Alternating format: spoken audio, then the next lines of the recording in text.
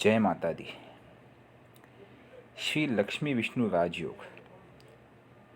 इस राजयोग के बारे में बहुत कम लोग जानते होंगे, लेकिन ये राजयोग हर एक के जीवन में आता है। इनको लोग अलग अलग नाम से, अलग अलग तरीके से, अलग अलग संज्ञा दे करके प्रस्तुत करते हैं कि ये राजयोग है, ये राजयोग है, लेकिन ये बहुत ही बेसिक फंडामेंटल है। मैंने आपको पहले भी राजयोग के कुछ सिद्धांत बताए थे, धन योग के सिद्धांत बताए थे। उसी के तर्क पे मैं आपको बताने जा रहा हूँ श्री लक्ष्मी विष्णु राजयोग। लेकिन उसके पहले आपको समझना होगा कि इसका बेस क्या है।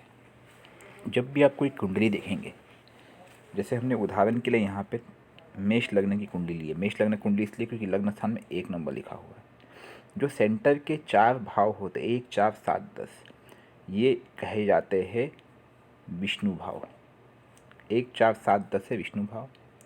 और 1, 5, 9 जो त्रिकोण के भाव है, इसे कहा जाता है लक्ष्मी भाव। जब भी लक्ष्मी भाव और विष्णु भाव का संबंध बनता है तो उसे कहा जाता है श्री विष्णु लक्ष्मी राजयोग। लेकिन उसमें भी कंडीशन है, वो भी मैं आपको भी बताऊंगा। अब देखिए, मैंने यहाँ पे विष्णु भाव दिखाया 1, 4, 7, 10 लाइन से दिखाया हुआ है। देखिए लेफ्ट साइड में नीचे विष्णु भाव के नीचे 1, 4, 7, 10 और उसके सामने लक्ष्मी भाव 1, 5, 9 और इनके मैंने संबंध दिखाए हैं। ठीक है, अगर 9वें भाव का संबंध 1, 4, 7, 10 से हो, लक्ष्मी भाव के 5वें भाव का संबंध 1, 4, 7, 10 से हो और लक्ष्मी भाव के पहले भाव का संबंध 4, 7, 10 से विष्णु भाव के, तो कहीं ना कहीं ये योग कारक होता है।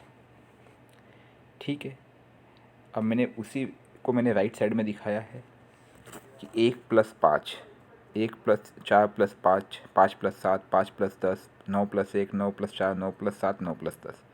मतलब पंचम भाव का संबंध विष्णु भाव के मतलब केंद्र से हो जाए। कहने का तात्पर्य यह है कि त्रिकोण का जो पंचमेश है उसका संबंध अगर केंद्र के किसी भाव से हो जाए, या भागेश जो 9वां भाव है उसका संबंध केंद्र से कहीं से हो जाए, तो यह हो जाता है राजयोग कारक।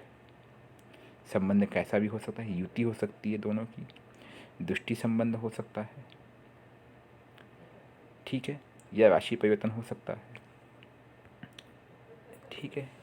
लेकिन इनमें बाधा कब बनती है, अगर इनमें से कोई भी ग्रह अस्त हो, मृत हो, अर्थात उनकी डिग्री कम हो, या नीच राशि में हो, या पाप ग्रह से दुष्ट हो, तो यह इस राजयोग का खंडन कर देता है। उस समय उपाय आवश्यक हो जाता है। अब आप कहेंगे कि मैंने ऊपर 1 + 4, 1 + 7, 1 + 10 में कंडीशनल राजयोग क्यों कहा है? वो इसलिए कहा है क्योंकि ये संबंध केंद्र से केंद्र का ही बन रहा है।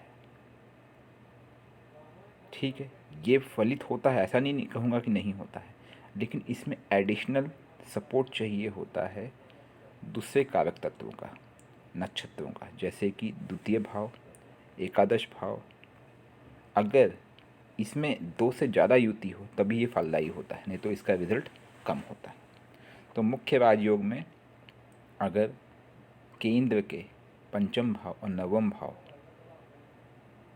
केंद्र के नहीं, त्रिकोण के पंचम भाव और नवम भाव, मतलब इष्ट और भागेश, इष्टेश और भागेश, ये केंद्र के किसी भी 4 ग्रहों से संबंध बनाते हैं, युति, दृष्टि, राशि परिवर्तन संबंध बनाते हैं, तो वह राजयोग कारक होता है, शुभ होता है और व्यक्ति को जीवन में ऊपर लेके जाता है।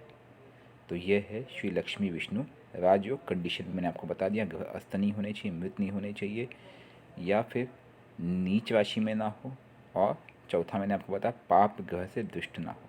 ऐसे कंडीशन में उनका उपाय अनिवार्य हो जाता है। जय माता दी।